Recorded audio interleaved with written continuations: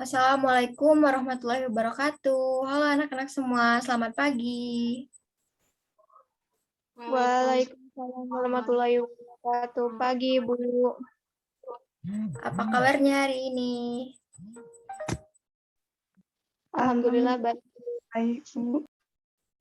Alhamdulillah, semoga kita selalu diberi kesehatan oleh Allah Subhanahu wa taala ya. Baik, sebelum memulai pembelajaran, alangkah baiknya kita berdoa terlebih dahulu. Ibu minta tolong kepada Nak Yasinta untuk memimpin doa, Nak. Baik, Ibu. Marilah kawan-kawan, sebelum kita memulai pembelajaran kita pada pagi hari ini, kita berdoa menurut agama dan keyakinan kita masing-masing. Berdoa dimulai.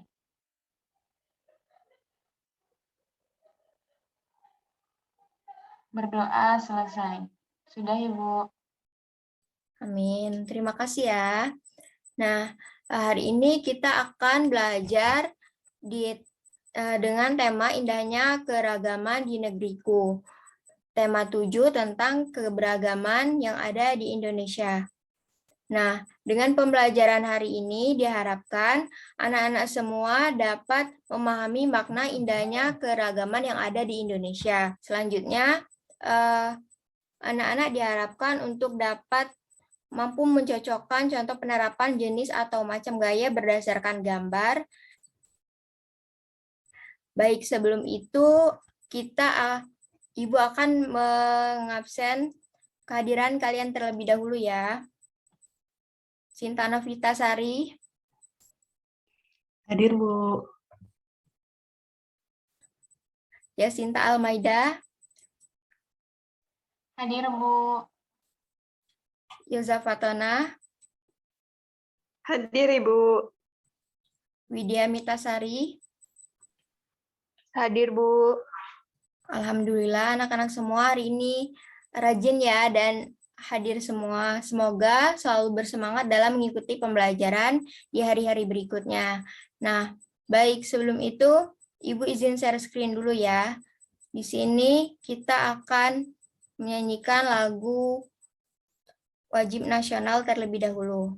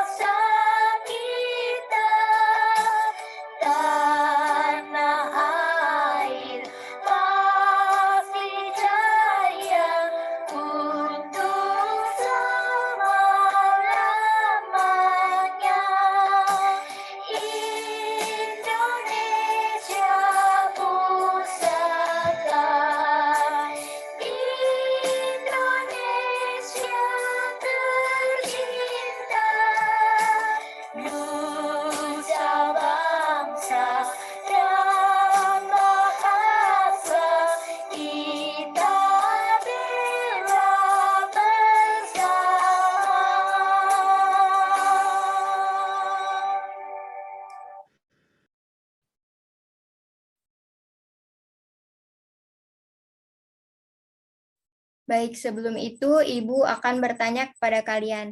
Ada yang tahu tidak apa semboyan negara Indonesia? Bhinneka Tunggal Ika, Bu. Iya, benar sekali. Jadi semboyan negara Indonesia itu Bhinneka Tunggal Ika ya, di mana semboyan tersebut terdapat di dalam Garuda Pancasila. Nah, Garuda Pancasila adalah lambang negara kita. Bhinneka Tunggal Ika berarti berbeda-beda, tetapi tetap satu jua. Kalimat Bhinneka Tunggal Ika terdapat dalam buku Sutasoma karangan Empu Tantular yang hidup pada masa Kerajaan Majapahit sekitar abad ke-14. Nah, di dalam buku Sutasoma, pengertian Bhinneka Tunggal Ika lebih diterangkan pada keanekaragaman agama dan kepercayaan di kalangan masyarakat Majapahit. Nah, di sini ada kegiatan Ayo Membaca. Di sini Ibu minta salah satu dari kalian untuk membacakan teks yang sudah ditampilkan. Ya, ada yang berani? Yasinta, Bu. Ya, silakan ya Sinta. Tolong dibaca ya. Suku bangsa di Indonesia. Sejak dahulu kala, bangsa Indonesia hidup dalam keragaman. Kalimat Bhinneka Tunggal Ika pada lambang negara Garuda Pancasila bukan hanya slogan. Penduduk Indonesia terdiri atas beragam suku bangsa, agama, bahasa, adat, dan budaya, tetapi semua dapat hidup rukun berdampingan. Berdasarkan hasil sensus Badan Pusat Statistik atau BPS tahun 2010, bangsa Indonesia terdiri atas 1.331 suku. Berdasarkan sensus itu pula, suku bangsa terbesar adalah suku Jawa, yang meliputi 40,2% dari penduduk Indonesia. Suku Jawa ini merupakan gabungan dari suku-suku bangsa di Pulau Jawa, yaitu Jawa, Osing, Tengger, Samin, Bawean, Naga, dan suku-suku lainnya. Suku yang paling sedikit jumlahnya adalah suku Nias dengan jumlah 1.041.925 jiwa atau hanya 0,44% dari jumlah penduduk Indonesia. Namun, suku-suku Papua yang terdiri atas 466 suku, jumlahnya hanya 2.693.630 jiwa atau 1,14% dari jumlah penduduk Indonesia. Sedangkan etnis Tionghoa jumlahnya 2.832.510 jiwa atau 1,2% penduduk Indonesia. Baik, terima kasih Ana. Nah, dari sini kita ketahui bersama ya bahwa suku bangsa di Indonesia itu ada banyak sekali. Artinya Indonesia itu sangat beragam. Nah, Indonesia salah satu negara kepulauan yang memiliki keanekaragaman adat, suku, budaya, dan agama. Artinya, Republik Indonesia itu memiliki berbagai macam adat, suku, dan budaya dari banyak daerah di dalamnya. Tadi sudah dijelaskan ya, yang pertama, keberagaman suku. Nah, Indonesia adalah negara kepulauan dari geografis yang berbeda-beda. Maka kita tahu bahwa suku bangsa di Indonesia itu ada banyak sekali. Contohnya tadi seperti suku Jawa, suku Dayak, suku Batak, dan masih banyak lagi. Yang kedua itu ada keberagaman agama. Nah, Indonesia adalah negara yang religius. Hal itu dibuktikan dalam sila pertama Pancasila, yaitu ketuhanan yang Maha Esa. Kebebasan dalam beragama dijamin dalam Undang-Undang Dasar 1945 Pasal 29 yang menyatakan bahwa negara berdasarkan atas ketuhanan yang Maha Esa, yang menjamin kemerdekaan tiap-tiap penduduk untuk memeluk agamanya masing-masing dan beribadat menurut kepercayaannya. Nah, agama di Indonesia itu sendiri ada agama Islam, Kristen, Katolik, Hindu, Buddha, dan juga Konghucu. Selanjutnya ada keberagaman ras. Nah, ras merupakan klasifikasi yang digunakan untuk mengkategorikan manusia melalui ciri fenotip atau ciri fisik dan asal-usul geografis. Asal mula keberagaman ras di Indonesia disebabkan oleh beberapa faktor seperti bangsa asing yang singgah di tanah air, sejarah penyebaran ras di dunia, dan juga kondisi geografis. Nah, adapun macam-macam ras di Indonesia itu sendiri yang tersebar di berbagai wilayah di Indonesia, yaitu ada ras Malayan Mongoloid yang berada di Sumatera, Jawa, Bali, Nusa Tenggara Barat, Kalimantan, dan Sulawesi. Selanjutnya ada ras Melanesoid yang mendiami wilayah Papua, Maluku, dan juga Nusa Tenggara Timur. Terakhir ada ras Kaukasoid, yaitu orang-orang India, Timur Tengah, Australia, Eropa, dan juga Amerika. Nah, yang terakhir itu ada keberagaman antar golongan. Dalam masyarakat multikultural, keberagaman golongan bisa terjadi secara vertikal dan horizontal. Untuk vertikal terdapat hierarki lapisan atas dan lapisan bawah yang cukup tajam. Contohnya seperti status sosial, pendidikan, jabatan, dan sebagainya. Secara horizontal, biasanya anggota golongan setara dan tidak hierarki. Namun, hal ini mengakibatkan banyak yang merasa anggota golongannya paling benar sehingga merendahkan anggota lainnya. Contohnya adalah agama, idealisme, adat istiadat, dan sebagainya. Nah, di sini ada kegiatan Ayo Bercerita. Nah, di sini kan terdapat gambar perbedaan agama yang ada di Indonesia ya. Nah, agar tetap rukun, sikap apa yang harus kita lakukan? Ayo, siapa yang bisa menjawab? Saling menghargai, Bu. Iya, benar sekali, saling menghargai ya. Ada yang lain? Toleransi. Iya, benar sekali ya jawaban dari teman kalian Widya. Jadi sikap yang harus kita lakukan untuk menghadapi di tengah-tengah keberagaman Indonesia ini yaitu menerapkan sikap toleransi. Apa sih itu toleransi, Bu? Jadi toleransi adalah sikap menghargai dan menghormati perbedaan antar sesama manusia.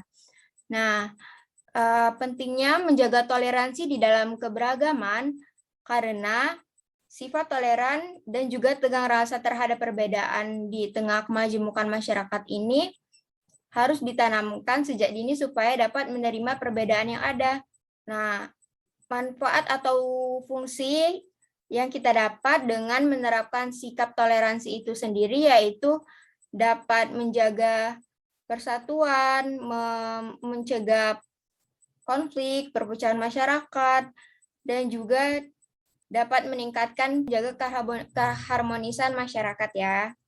Nah, Ibu mau bertanya nih kepada kalian, apa yang kalian lakukan dalam kehidupan sehari-hari jika menemukan perbedaan yang ada dengan teman kalian? Baik itu perbedaan agama, perbedaan suku, ras, dan budaya. Ada yang mau memberi contoh? Widya, Ibu. Ya, silakan, Nak. Nah, Widya kan punya temen itu beda agama, Ibu. Jadi, Widya itu nggak pernah mengganggu temen Widya waktu temen Widya itu lagi beribadah, Bu.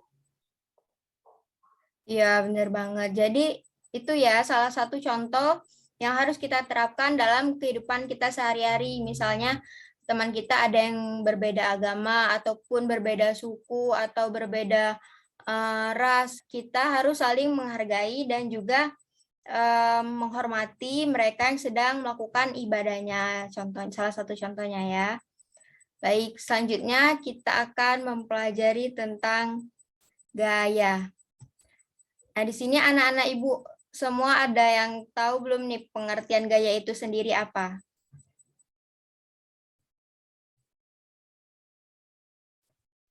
Belum tahu, Bu. Belum tahu ya. Ibu akan memberi sebuah kisi-kisi untuk kalian agar dapat mendefinisikan pengertian gaya itu sendiri. Petunjuk yang pertama yaitu aktivitas yang kita lakukan dengan mendorong meja sehingga bergeser. Yang kedua, aktivitas yang kita lakukan terhadap tas sekolah, misalnya mengangkat tas sekolah. Yang ketiga, aktivitas yang kita lakukan terhadap kertas, misalnya meremuk kertas seperti itu, sehingga bentuknya berubah. Nah, dari petunjuk yang sudah Ibu berikan, ada yang bisa mendefinisikan pengertian gaya? Izin menjawab, Bu. Tapi nanti mohon maaf ya, Bu, kalau salah. Ya, tidak apa-apa, Nak. Jadi dari definisi tadi, menurut Yasinta itu, gaya itu seperti sebuah usaha, Bu, untuk merubah sesuatu, seperti itu. Iya, benar sekali ya. Jadi, gaya itu adalah dorongan atau tarikan yang dapat menyebabkan benda bergerak atau berubah bentuk. Adapun macam-macam gaya itu sendiri ada gaya otot, gaya listrik, gaya magnet, gaya gravitasi, dan juga gaya gesek. Di sini Ibu akan menjelaskan sekilas ya tentang macam-macam gaya ini. Yang pertama itu ada gaya otot. Nah, gaya otot adalah kekuatan yang dapat dihasilkan oleh otot manusia. Gaya otot dibutuhkan pada saat mengangkat beban atau benda yang berat. Yang kedua adalah gaya listrik. Gaya listrik adalah kekuatan yang dimiliki benda yang bermuatan listrik untuk menarik benda-benda di sekitarnya. Yang ketiga ada gaya magnet. Gaya magnet merupakan kekuatan yang menarik jarum, paku, atau benda logam lain yang ada di sekitarnya. Yang keempat itu ada gaya gravitasi. Gaya gravitasi bumi adalah kekuatan bumi untuk menarik benda lain ke bawah. Yang kelima itu ada gaya gesek. Nah, gaya gesek adalah contohnya jika kedua benda saling bergesekan antara dua benda tersebut, maka akan muncul gaya gesek. Nah, seperti itu ya. Di sini ada kegiatan mengamati. Nah, di sini ada gambar. Silakan kalian amati gambar di sini. Nanti Ibu akan bertanya gaya apa yang digunakan dalam masing-masing gambar. Baik, untuk gambar pertama, ada yang bisa menjawab gaya apa yang digunakan?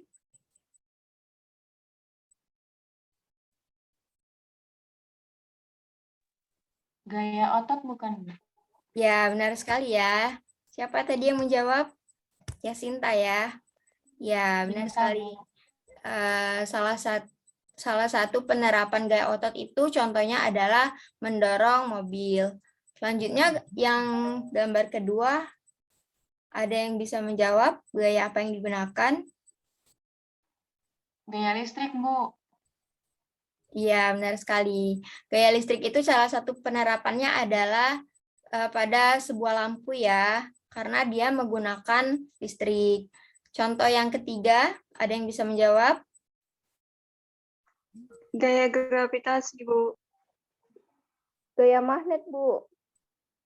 Ya, benar ya Widya. Gaya yang terdapat pada gambar ketiga itu adalah gaya magnet karena dia dapat menarik paku-paku yang terdapat di bawahnya itu. Lalu gambar yang keempat, ada yang bisa menyebutkan gaya apa? Gaya gravitasi, Bu. Iya, tepat sekali. Gravitasi ya, contohnya apel yang jatuh dari pohonnya itu menggunakan gaya gravitasi. Selanjutnya nih gambar yang terakhir, ada yang tahu? Gaya dorong, Bu. Iya, benar sekali ya gaya dorong. Atau bisa juga ini menggunakan gaya otot ya, karena dia mengeluarkan energi atau tenaga untuk mendorong suatu benda sehingga bergerak dari posisi semula. Sampai di sini sudah paham semua anak-anak tentang materi pembelajaran kita pada hari ini? Atau jika ada yang belum dipahami, silakan ditanyakan. Contoh gaya gesek apa ya, Bu?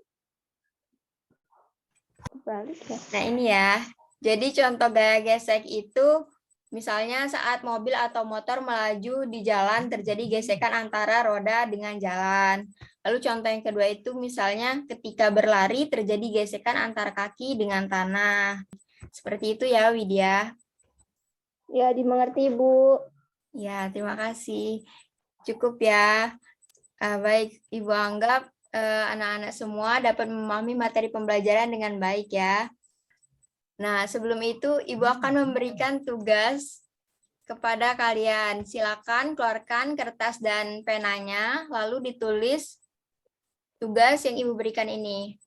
Ada 2 soal ya. Soal ini terkait dengan materi yang telah kita pelajari barusan. Soal pertama itu adalah apa yang dimaksud dengan gaya otot. Lalu soal yang kedua, berapa banyak suku bangsa di Indonesia? Nah, itu kalian kerjakan ya. Nanti di pertemuan selanjutnya dikumpulkan kembali kepada Ibu. Baik, Bu. Baik, Bu. Baik, karena waktu untuk pembelajaran hari ini telah usai, semoga materi pembelajaran hari ini dapat dipahami dengan baik ya anak-anak. Semoga ilmunya bermanfaat. Jangan lupa materinya diulas kembali di rumah dan tugasnya dikerjakan. Jangan lupa juga selalu menjaga kesehatan dimanapun kalian berada. Nah, sebelum Ibu akhiri, alangkah baiknya kita berdoa terlebih dahulu ya. Berdoa Ibu pimpin, berdoa dimulai. Berdoa selesai. Amin. Baik, terima kasih anak-anakku semua atas kehadirannya, atas partisipasinya, karena telah menghadiri pembelajaran hari ini dengan semangat. Semoga kalian semua dapat menjadi orang yang sukses di masa yang akan datang dan menjadi kebanggaan orang tua ya. Ibu mohon maaf apabila terdapat kekurangan dalam penyampaian materi maupun proses pembelajaran. Baik, Ibu akhiri, wabillahi taufiq wal hidayah. Wassalamualaikum warahmatullahi wabarakatuh. Waalaikumsalam warahmatullahi wabarakatuh. Terima kasih, Terima Bu. kasih, Bu. Ya, sama-sama. Sampai jumpa.